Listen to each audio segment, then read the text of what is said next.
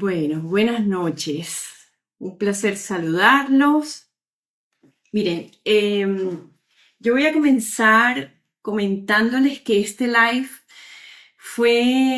surgió así como de numerosas preguntas que recibí, no solamente por el DM, por correo electrónico, además en los posts que recibí, porque al inicio fueron dudas que se fueron repitiendo, y yo dije, bueno, no son dudas de dos o tres mamás en realidad, son dudas quizás de muchas y se repetían. Entonces yo decía, algo tengo que hacer con esto, aprovecharlo, hacer un encuentro con ellas y así multiplicar la información porque creo que es la única manera de aprender.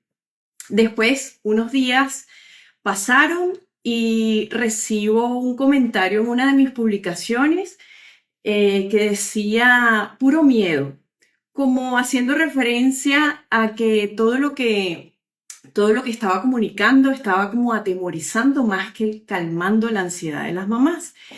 Y yo dije, bueno, yo soy bien responsable cuando digo las cosas porque uno tiene que ser autocrítico. Y comencé a evaluar todo lo que estaba haciendo durante los días anteriores, porque, bueno, es importante que vayamos evaluando cuál es el feedback con las mamás y todas estas cosas.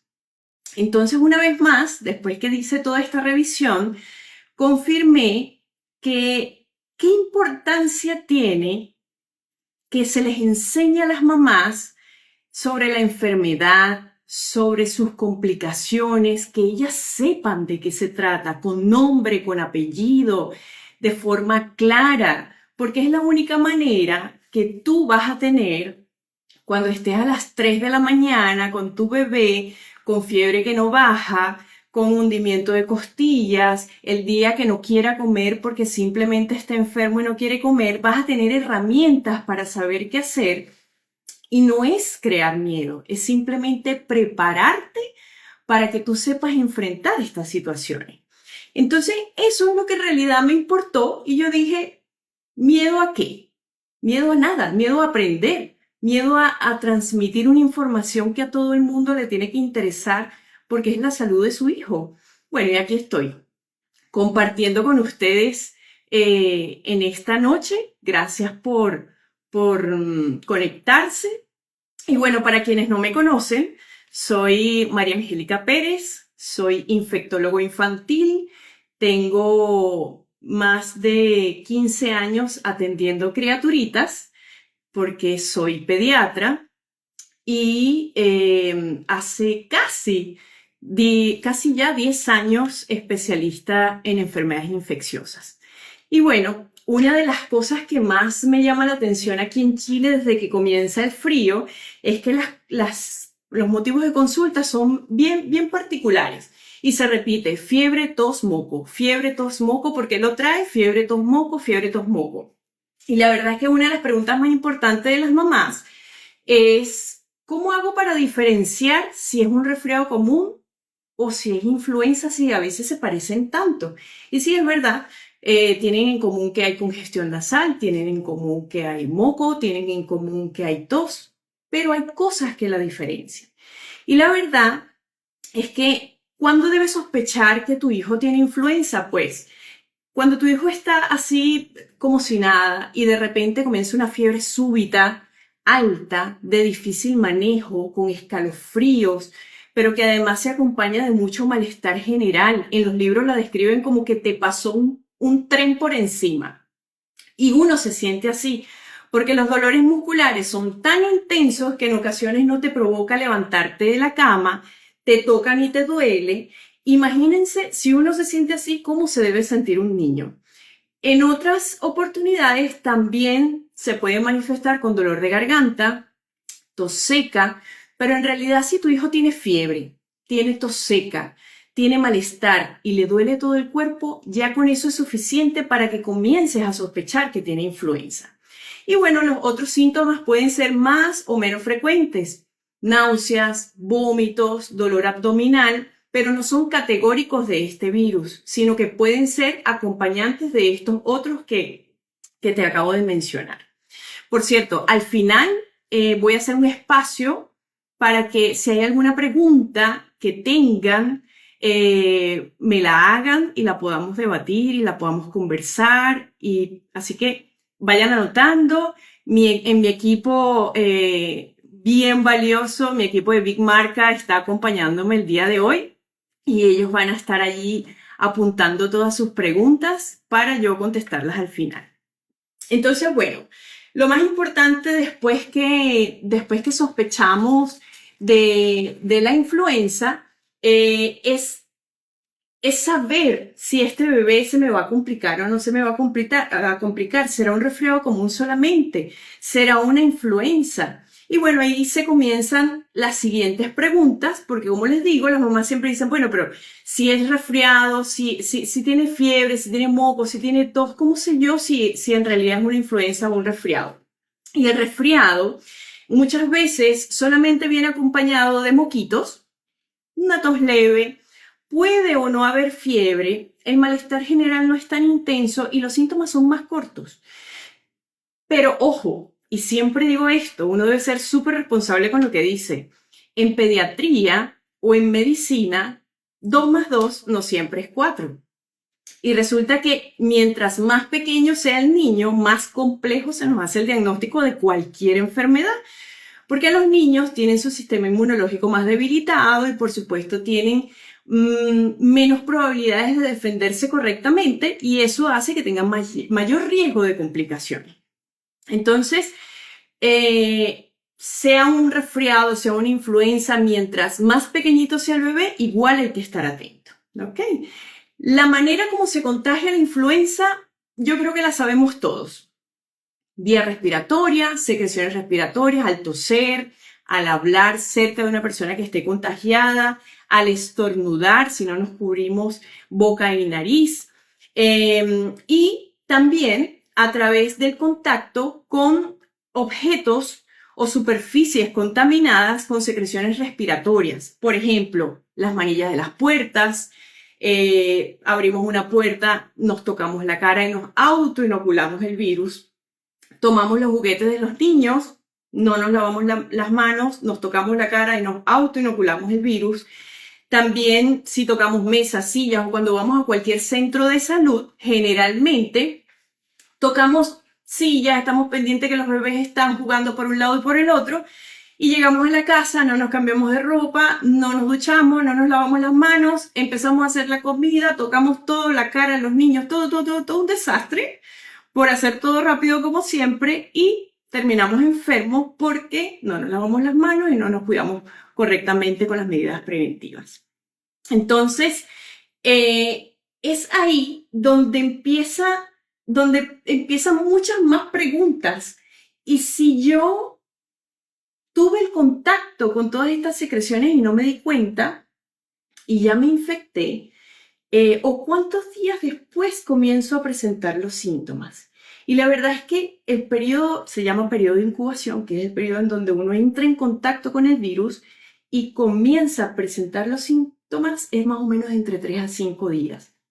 Y la persona es o se considera más contagiosa desde el día antes de que comience sus síntomas. Esto es lo que lo hace súper interesante.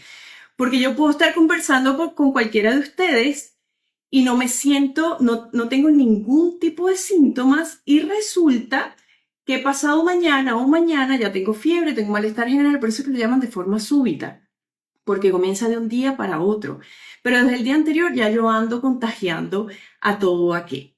Entonces lo hace mucho más interesante. ¿Y qué pasa? Que este virus, que comenzó a contagiarse desde el día antes de que comenzaran los síntomas, puede permanecer en las secreciones hasta 3 a 5 días después, incluso hasta una semana. Pero en los niños más pequeños y en los pacientes que tienen problemas del sistema inmune, esto se puede prolongar un poco y puede sobrepasar los 10 días. Entonces, va a depender de cada paciente la cantidad de la cantidad de virus que podamos tener en nuestra secreción, y por eso es que es tan importante, o yo recomiendo en la consulta, que si su bebé está enfermo, tiene tanto moco y tanta tos, por lo menos una semana tiene que estar en la casa. Una semana por lo menos, porque es la garantía de que los síntomas van a ceder, y además de que vigilemos todos los signos de alarma que nos puedan dar la seguridad de que el bebé no se me va a complicar en el camino. ¿Ok? Entonces, después que comenzamos con el contagio, decimos, ajá, pero ¿por qué el niño se me puede complicar? ¿Qué es lo que hace este virus? ¿Por qué el paciente pediátrico, o por qué en general en el niño la influenza suele ser más peligrosa? Porque la gravedad de la infección está directamente relacionada con la inmunidad generada por una infección previa, que si es muy chiquitito no la ha tenido nunca, por lo tanto no ha tenido la capacidad de generar defensas, y por las defensas que se hayan producido gracias a que hayamos recibido la vacuna previamente. Pero si es un menor de 6 meses, no puede recibir la vacuna. Y si es un mayor de 6 meses y todavía no tiene el esquema completo, entonces todavía no ha empezado a generar anticuerpos. Y si por casualidad hemos estado enfermos, o resulta que hemos estado resfriados por varios días, y hemos ido al consultorio y nos hemos intentado vacunar, pero solamente por moco y tos me dicen, no se puede vacunar porque tiene moco y tos, ya hemos perdido varias oportunidades, y que incluso muchas veces el personal de salud somos los responsables de que estas oportunidades se sigan perdiendo. Pero eso lo vamos a hablar más adelante. Entonces, esta gravedad va de la mano de las defensas que podamos tener, o la manera como nuestro cuerpo se pueda defender de este virus, que no siempre es tan eficaz. Mientras más pequeño sea, pues menos eficaz podrá ser. Ahora, ¿cuánto tiempo dura la enfermedad? La mayoría de los niños tienen un curso leve, porque no todos, vamos a hablar claro, no todos se van a complicar. La mayoría de los niños tienen una enfermedad leve que puede durar entre 3 y 7 días.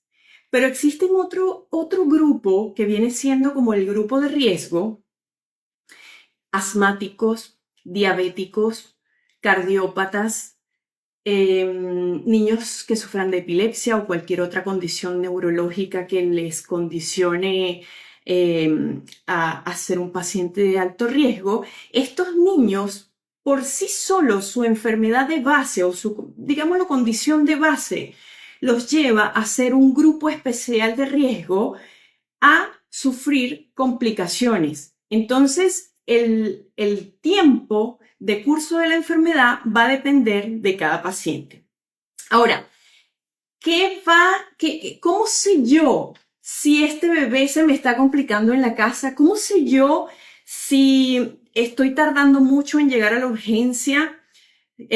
¿Será que en realidad tengo que esperar 3 días, como siempre me dicen, de fiebre para yo llevarlo?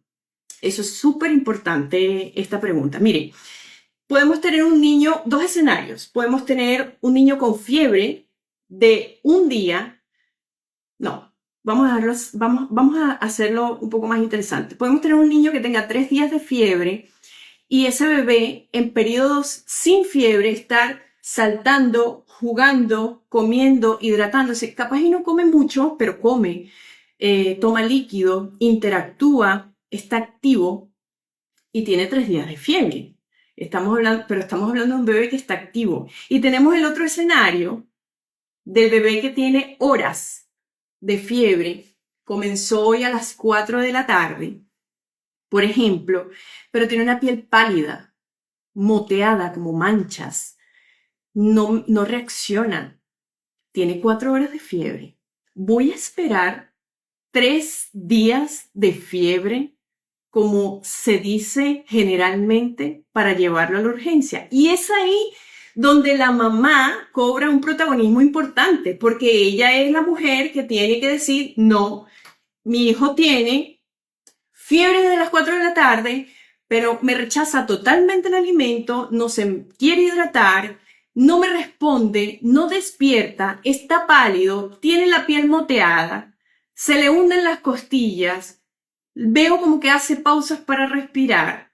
En ocasiones pueden convulsionar, pueden tener palpitaciones, pueden tener dolor en el pecho, y eso a ti, mamá, te tiene que hacer correr a la urgencia. No se trata de la fiebre como el síntoma del terror, no. Se trata de todo aquello que acompaña a la fiebre. Entonces, ahí es donde yo te quiero, a ese momento es donde yo te quiero llevar. ¿Cuándo debes consultar a la urgencia? Fiebre alta de difícil manejo. No me interesa cuánto tiempo tiene de fiebre, me interesa qué acompaña la fiebre. Está decaído, no me responde, no se despierta, vomita, no para de vomitar, no lo puedo hidratar, no quiere comer absolutamente nada, se le hunden las costillas, le duele el pecho, tiene palpitaciones, dolor abdominal intenso, diarrea intensa, la piel arrugadita como un viejito, no orina, tiene una alteración en cuanto a su forma de ser, se torna agresivo, tiene un lenguaje incoherente. Ya con eso es suficiente para mí, para decirte, usted está aquí en el lugar correcto y gracias por traerlo en el momento correcto. ¿Ok? Entonces, ya sabemos cuáles son los signos de alarma. Ahora, ¿cuáles podrían ser las complicaciones y a qué se podrían estar relacionando estos signos de alarma que te estoy comentando? Bueno, existen múltiples complicaciones porque el virus, cuando entra en el cuerpo, genera una respuesta de defensa, o sea, el cuerpo genera una respuesta de defensa muy intensa, porque el virus es tan agresivo que obliga a nuestro cuerpo a empezar a producir sustancias que le permitan defenderse. Y en ese momento en que se está defendiendo, él se comienza a inflamar y de tanto pelear con este virus, entonces se puede agotar. Y es en el momento en que se agota en donde nosotros o el paciente queda vulnerable totalmente y vienen las complicaciones. Complicaciones respiratorias como neumonía viral, por ejemplo, típica de la neumonía por el propio virus de la influenza o por sobreinfección bacteriana, como en el caso de las neumonías producidas por Staphylococcus aureus o por Streptococcus pyogenes. No sé si recuerdan el año pasado que hablaban de la bacteria asesina asociada a infección por influenza. Bueno, son neumonías bacterianas por Streptococcus pyogenes secundarias a un periodo infeccioso previo por virus de influenza. Y esto ocurre porque en el momento en que se genera una inflamación severa de nuestro cuerpo, el mismo cuerpo comienza a reaccionar contra sus órganos vitales porque se desordena, se descontrola, intentando atacar el virus aquí, allá, más allá. Él se descontrola y comienza a atacar el corazón, los riñones, el hígado, los pulmones, y ahí es donde viene la complicación más temida, que es la sepsis, que es la respuesta más exagerada de nuestro organismo en función a todo lo que está viviendo y a toda la agresión del virus en el momento. También están las deshidrataciones, cuando los niños presentan vómito y diarrea, y aparte que no quieren comer, entonces se deshidratan. Están las complicaciones neurológicas, se inflama el cerebro y por eso se produce lo que llamamos encefalitis. Los niños comienzan a convulsionar. Pueden convulsionar por fiebre o pueden convulsionar porque tengan una complicación neurológica. Pero si convulsionan, igual es un signo de alarma y usted tiene que consultar, y uno es el que tiene el deber de descartar si se trata de una cosa o de otra. Tenemos las complicaciones cardíacas. Este virus es capaz, en el momento en que está desordenado todo el cuerpo y el sistema inmune, se empiezan a destruir los tejidos y causa inflamación a nivel del corazón, tanto en el músculo que permite que se contraiga el corazón como en la membranita que lo recubre. Entonces puede producir pericarditis o miocarditis.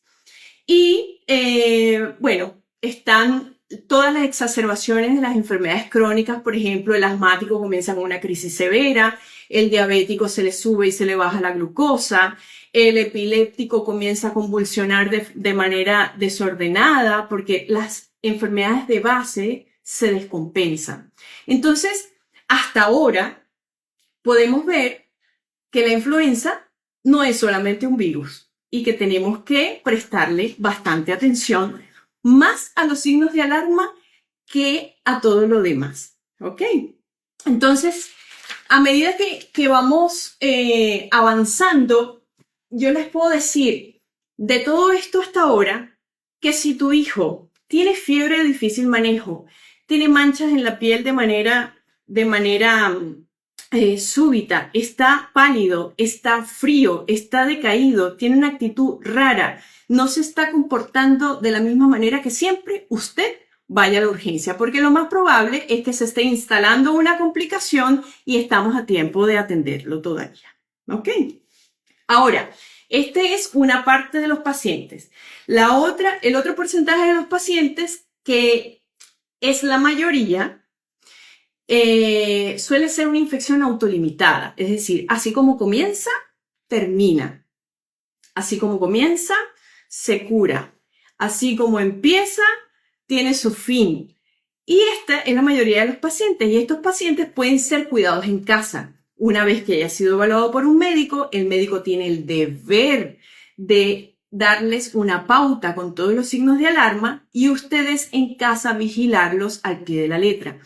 El tratamiento para los casos leves por lo general se basa en el manejo de la fiebre, que puede ser con paracetamol, puede ser con ibuprofeno, de acuerdo a la edad, al peso y a la condición clínica y según la dosis que te haya recomendado tu pediatra. Mucho líquido. Nunca va a ser poco cuando el niño está en casa enfermo la hidratación que pueda recibir. Si no quiere comer, no lo obligues. Cuando tú te enfermas, cuando yo me enfermo, yo no quiero comer. Entonces, imagínate cómo se siente tu hijo. Ofrécele pequeñitas cantidades, más frecuentes, cada media hora, algo va a comer. Pero en lo que sí tienes que enfocarte es en la hidratación. No lo automediques, siempre debes consultar. No le des antibióticos si tu pediatra no te los indica. La influenza es un virus y se tratan los síntomas. Solo están indicados los antibióticos cuando existen complicaciones bacterianas diagnosticadas por un médico y es el médico quien debe saber cuál antibiótico es el correcto según la complicación. Miren, la verdad, otra de las cosas importantes es las medidas de prevención. En las medidas de prevención, la higiene de manos cobra un protagonismo importantísimo, porque en las manos, durante horas, durante minutos, podemos tener mucha cantidad de bichos porque estamos tocando cualquier cosa. Entonces, la higiene de manos debe ser fundamental. Enseñar a nuestros hijos a hacer higiene de manos es fundamental. Enseñar a nuestros hijos que no se le tose en la cara a las personas, que se debe lavar las manos después de estornudar, si se tapa que no debe ser, pero si se tapa la naricita porque es un bebé, porque se les perdona casi todo a los bebés, digamos que sí, casi todo, digámoslo así. Si se tapa la naricita con las manos, enseñarlo a que debe lavarse las manitos, pero en realidad tenemos que enseñarle el uso correcto de un pañuelo desechable, por ejemplo, o de taparse nariz, boca con el codo e igual hacer higiene de manos, ¿ok? Y tratar de estar distante de aquellas personas que son vulnerables, como los niños más pequeños, si tienen hermanitos, no besarle las manos porque los bebés se llevan las manos a la boca, no besarle la mejilla porque los bebés, un niño con moquito le besa la mejilla a su hermanito y lo más probable es que su hermanito se vaya a infectar. Yo siempre digo que usted no le va a manifestar más amor a su hijo chiquitito por darle un beso en la mejilla, al contrario de darle un beso en la parte de atrás de la cabecita o darle un beso en los piecitos. Por el contrario, usted le está manifestando mucho más amor y más importancia a su bebé cuando no le besa la boca, cuando no le besa la cara, cuando no le besa las manos. Porque en nuestra boca y en nuestras vías respiratorias tenemos tantos microorganismos que para nosotros pueden ser simples, pero para este pequeñito que no tiene defensas puede ser lo peor.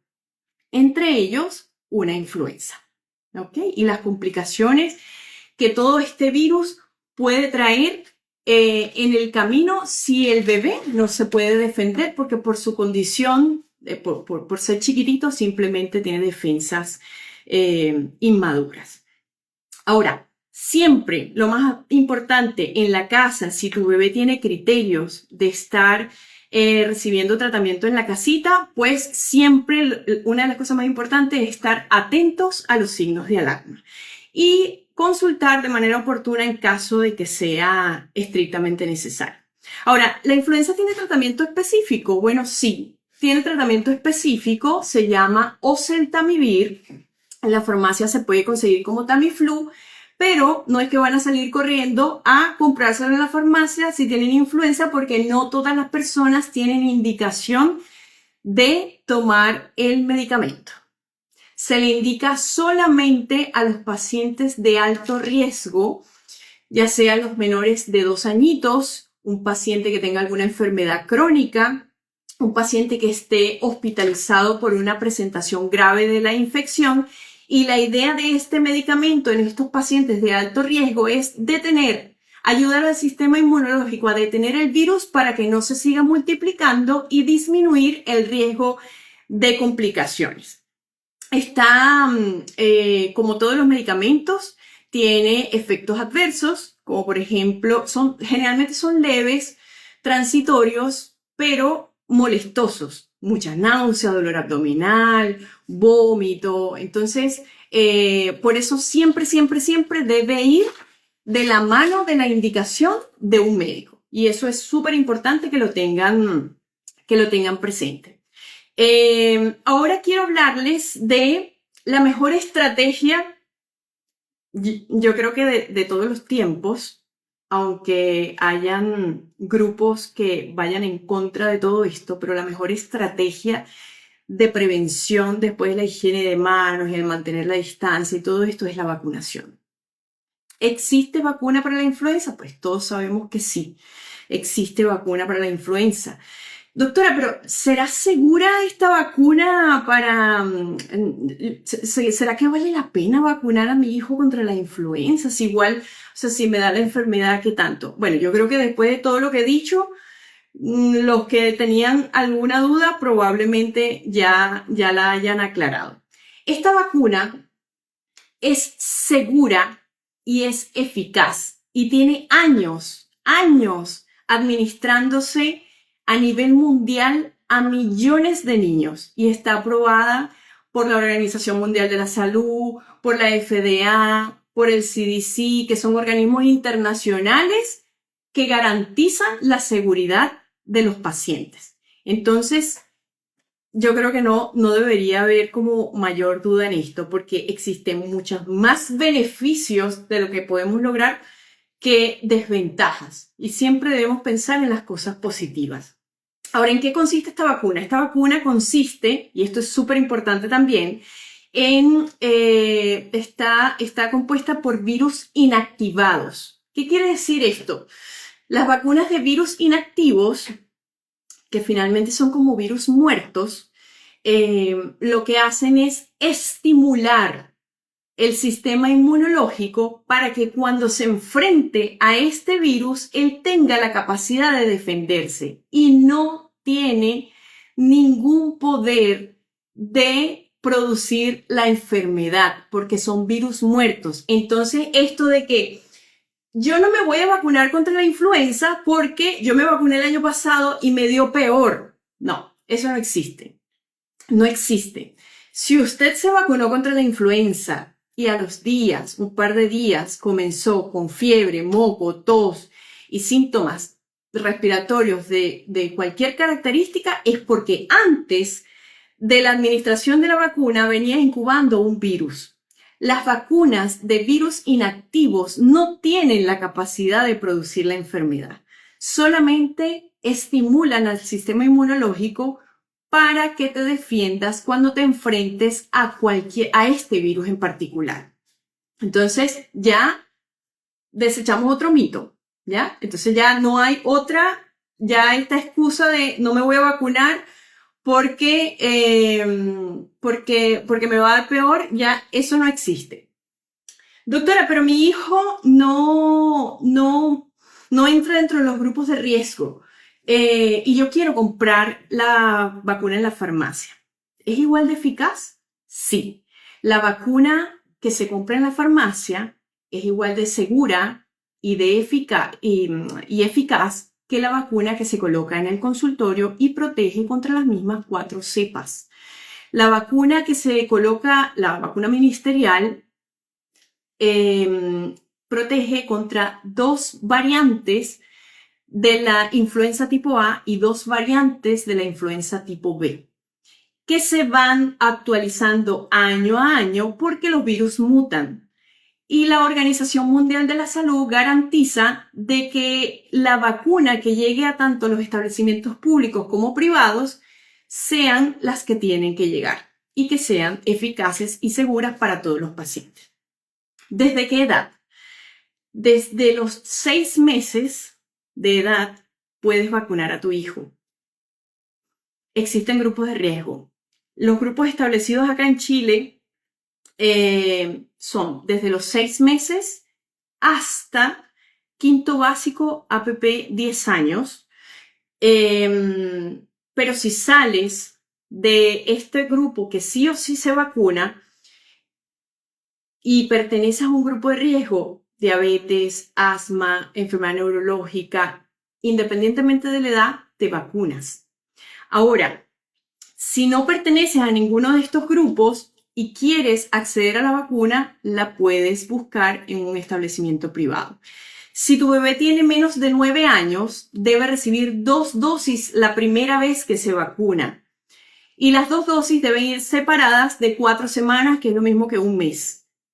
Ahora, después de los 9 años, si es la primera vez que lo vacunas, recibe una dosis y todos deben ser revacunados o deben recibir un refuerzo anual. Por lo mismo que les dije antes, el virus muta, cambia su capacidad su virulencia como tal, digámoslo de una manera, y las vacunas deben adaptarse, deben actualizarse para proteger contra las nuevas cepas. Y eso es importante. ¿Por qué tengo que vacunar? ¿Por qué tengo que vacunar a mi hijo si ya sufrió influenza? A ver, tenemos la vacuna de la influenza, protege, ya dijimos, que contra 4 cepas. 2 de la tipo A, 2 de la tipo B. Y yo me enfermé por una. Eso no quiere decir que esta me vaya a conferir protección para las otras presentaciones, o sea, para las otras cepas. Entonces, es importante que aun cuando yo me enferme de influenza, me proteja con la vacuna porque me puedo enfermar en el mismo año contra las otras cepas. He escuchado casos en donde el mismo personal de salud, y lo he escuchado, lo he presenciado, donde el mismo personal de salud, al igual que cuando le dicen si está resfriado no se vacune, le dicen si ya sufrió influenza no se tiene que vacunar, no es necesario. No, eso no es así. Y usted tiene que estar claro, sufrió influenza, igual se tiene que vacunar. ¿Cuánto tiempo debo esperar? Simplemente que pase la fase aguda. Dejó de tener fiebre, de sentirse mal, de que le duele el cuerpo, de que le pasó el tren por encima, usted va y se vacuna. No tuvo ninguna complicación, usted va y se vacuna. No tiene que esperar meses, no tiene que esperar semanas. Usted pasa la fase del malestar y se vacuna. ¿Qué otra pregunta importante me han hecho? Bueno, lo que estábamos conversando. Mi hijo está resfriado, tiene tos, tiene moquitos, pero él está comiendo, está hidratándose, juega, Yo lo traigo porque en el consultorio me dijeron que no me lo podían vacunar porque tiene moquitos. Es una oportunidad perdida, una oportunidad valiosa perdida, que hace que el niño, cuando se vaya a enfrentar al virus, quede vulnerable y pueda estar susceptible a cualquier complicación. Nosotros debemos prepararnos, educarnos, capacitarnos en vacunas porque es la mejor estrategia de prevención y eso es indudable. Y si el personal de salud no guía a la población en lo correcto, obvio que vamos a generar más temor. Entonces, ahí tenemos otra reflexión que hacer. Efectos secundarios, miedo a los efectos secundarios de la vacuna. Miren, la mayoría de los efectos secundarios de esta vacuna generalmente son locales, dolor, enrojecimiento, se pone un poquito duro el brazo, pero es cuestión de 1 o 2 días. ¿Puede dar fiebre? Sí, puede dar fiebre. Pero entonces yo reflexiono, puede dar fiebre,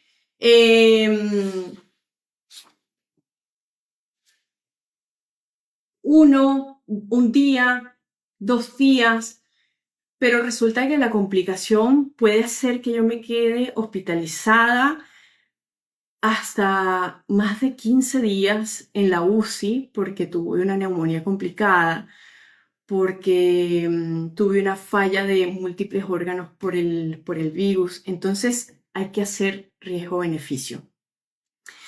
Sé que hay muchas preguntas que me están haciendo. Al final voy a tener un espacio para todas para que lo podamos conversar. Voy a seguir y en un ratito más vamos a estar compartiendo todas las preguntas para que así podamos leerlas y todas las mamás puedan también escuchar la respuesta. Tenemos el caso de un niño alérgico alimentario. Mi hijo tiene alergia a la proteína de la leche de vaca, o tiene alergia al huevo, o tiene una alergia alimentaria mixta. ¿Será que lo puedo vacunar? Sí, se puede vacunar. Un niño tiene ya hace mucho tiempo que está comprobado que un niño con alergias alimentarias o alergias en general no tiene contraindicación para vacunarse con esta vacuna. Ahora, ¿cuál es la complicación absoluta o cuáles son las complicaciones absolutas de esta vacuna? Que haya tenido una reacción alérgica severa, tipo anafilaxia, a los componentes de la vacuna, o que haya tenido una reacción anafiláctica a una dosis previa de la vacuna. Todo lo demás, que si la alergia alimentaria, el resfriado, la alergia al huevo, todo eso son precauciones que hay que tener. De hecho, en los niños alérgicos, lo que se recomienda es que el padre o la madre debe avisar al vacunador que el niño tiene una condición de alergia, y el deber ser es que este bebé sea vacunado bajo supervisión médica y observado por lo menos 15 o 30 minutos después de la vacunación para verificar que no haya ningún evento adverso. El otro caso o el otro grupo importante son las embarazadas. En las embarazadas utilizamos la vacuna inactiva. Son un grupo de riesgo, ellas son vulnerables. Hace años ya también que están aprobado el uso de esta vacuna a las embarazadas. No hay riesgo en el feto, por lo tanto, las mujeres embarazadas en la campaña de invierno pertenecen al grupo de riesgo y deberían vacunarse. ¿Cuáles son las otras precauciones que hay que tener? Si la enfermedad aguda genera demasiado malestar, genera fiebre alta, ya saben que lo importante es esperar a que pase la fiebre, esperar a que pase el decaimiento, pero no esperar tanto, esperar que pase la fase aguda. Y ahí lo más importante, porque quizá la mamá va a decir, pero ¿cuánto tiempo? No, usted, de la mano de su pediatra, va a agendar una hora con su pediatra, porque el pediatra lo tiene que evaluar y debe autorizarle la administración de la vacuna. De eso no hay duda. así sea por síntomas leves, síntomas intensos, mucha fiebre. Lo importante es una evaluación inicial, el seguimiento en la consulta y que una vez que el niño vaya saliendo del cuadro agudo, el pediatra evalúe al bebé para que éste pueda ser vacunado de forma oportuna y no se pierda nuevamente una oportunidad valiosa. Debe faltar al colegio, a la sala cuna, al jardín, si estuvo expuesto a influenza o si tiene síntomas. Mire, si tiene síntomas, no hay duda que tiene que faltar. Un bebé con diagnóstico de influenza tiene que estar en su casa haciendo tratamiento, que la mamá vigile los signos de alarma, guardando la poquita energía que tiene para recuperarse y si todo bien, va a reintegrarse en unos 5 o 7 días después. Si estuvo expuesto pero no tiene síntomas, no es necesario que falte, pero sí es necesario estar atento a que haya alguna eventualidad o que presenten síntomas y ahí tiene que mantenerse en la casita. ¿Cuánto tiempo debe pasar desde que me coloco la vacuna hasta que comienzo a estar protegido? Este tiempo, aquí voy a hacer una reflexión como para cerrar la idea. Desde que yo completo el esquema de vacunación, 14 días después es que mi sistema inmunológico comienza a producir las defensas que van a actuar en contra del virus. Por eso es tan importante vacunarnos en la fase temprana de la campaña de invierno, porque nos permite prepararnos para defendernos cuando estemos en contacto con el virus. Mientras más retrasemos, menos inmunidad. ¿Qué quiero decirles con todo esto? ¿O qué quiero que se lleven? La influenza no es un simple virus, es un virus de armas tomar. Debilita nuestro sistema inmune, se aprovecha de él y nos hace vulnerables a cualquier complicación. La ventaja es que es una enfermedad prevenible por vacunas y depende de nosotros si nos protegemos nosotros, pero también protegemos al entorno que es vulnerable.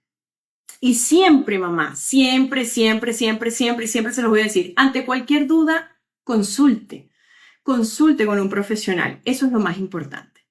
Ahora sí, quiero leer sus preguntas.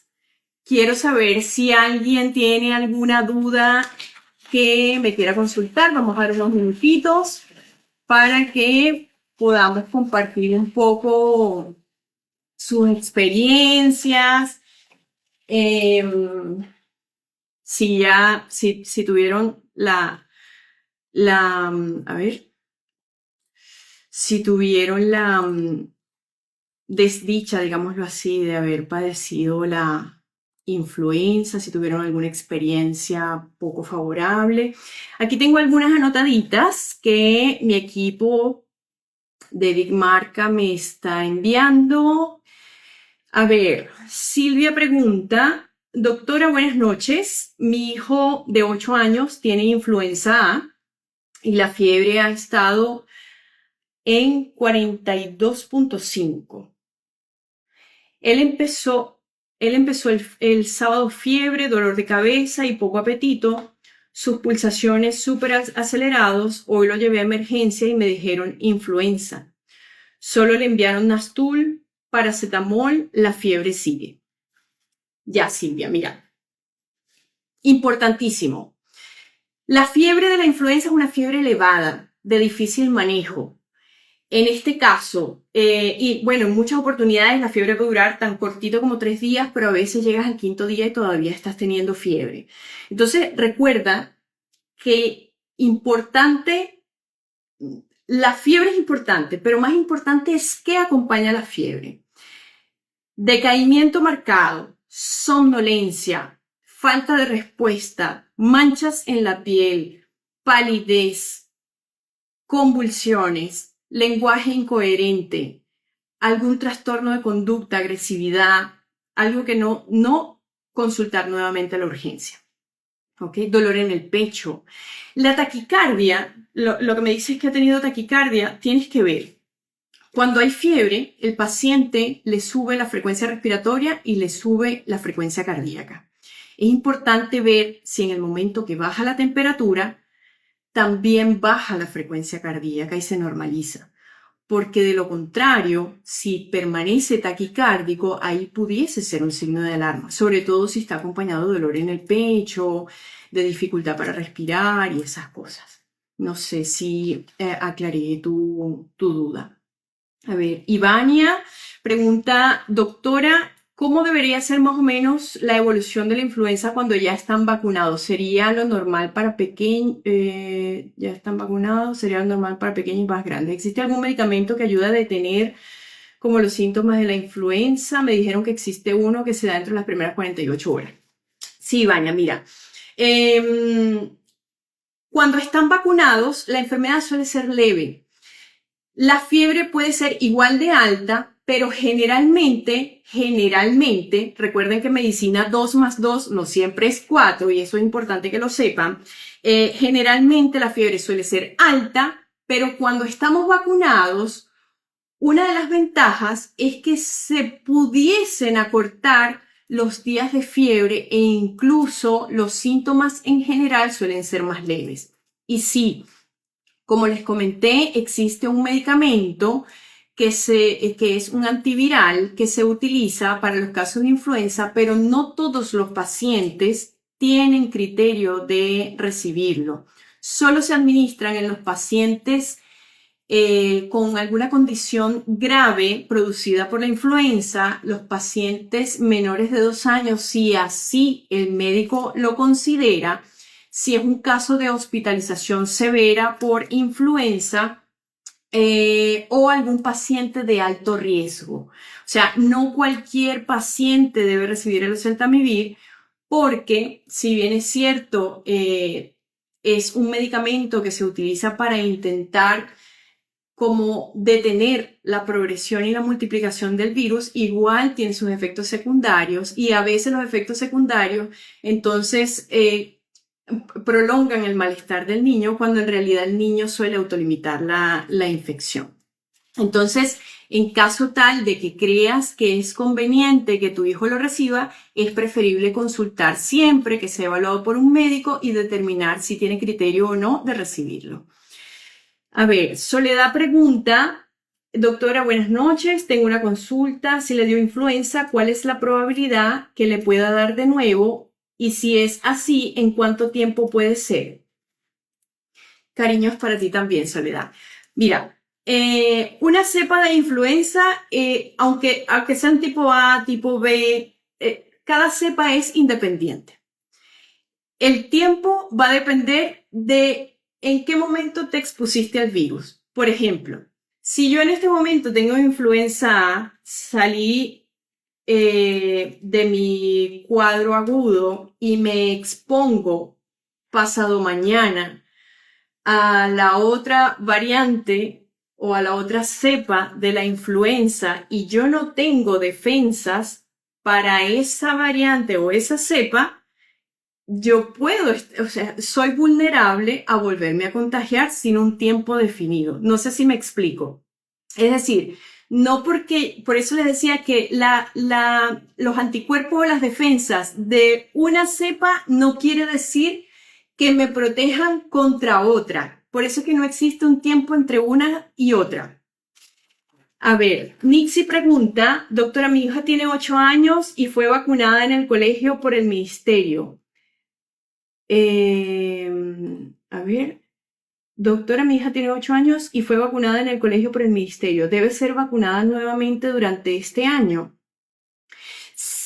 Bueno, Nixie, si la vacuna a la que te refieres que fue recibida fue el año pasado, este año tiene que volver a vacunarse. Sí, tiene que reforzarse por lo que estaba diciendo, de que las defensas de un año a otro bajan, además que las cepas mutan, el virus muta y cada año la cobertura es diferente porque la vacuna se actualiza para podernos proteger contra las cepas circulantes en el momento.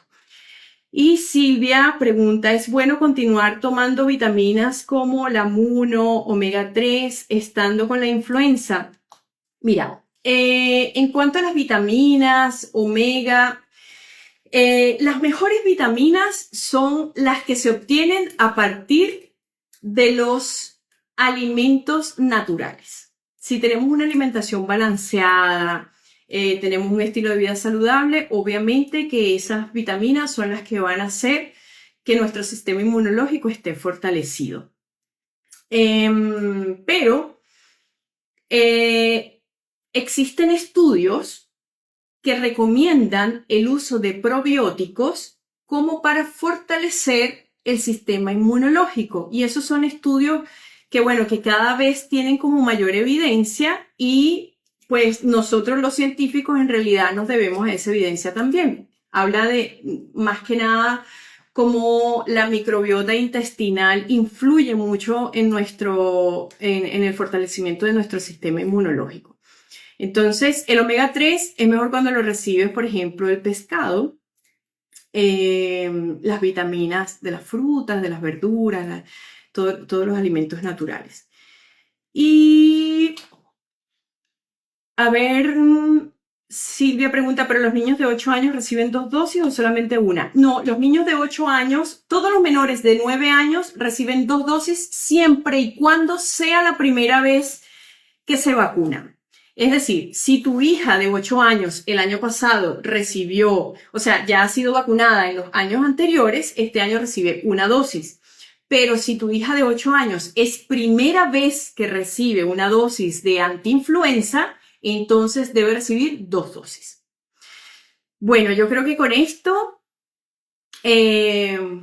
podemos cerrar. Quiero agradecerles que se hayan conectado. Para mí es muy gratificante poderles dar un poquito de información que les pueda ser útil, que, como les digo, enseñar, transmitir y que ustedes tengan herramientas para ayudar a sus hijos, para sacarlos adelante. Eso es lo más importante, porque una mamá en desconocimiento, en este momento en donde tenemos todas las herramientas para aprender, no se justifica. Y no se trata de miedo, se trata de ganas de aprender, ganas de sacar al niño adelante ante las dificultades. ¿Ok?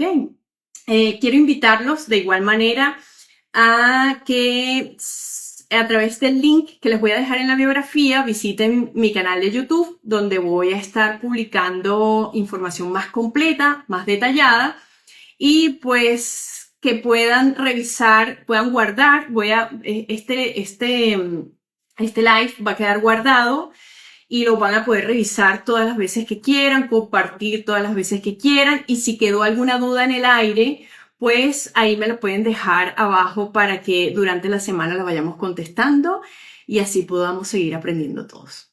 Que estén muy bien, que pasen una linda noche y nos vemos en un próximo encuentro. ¡Chao!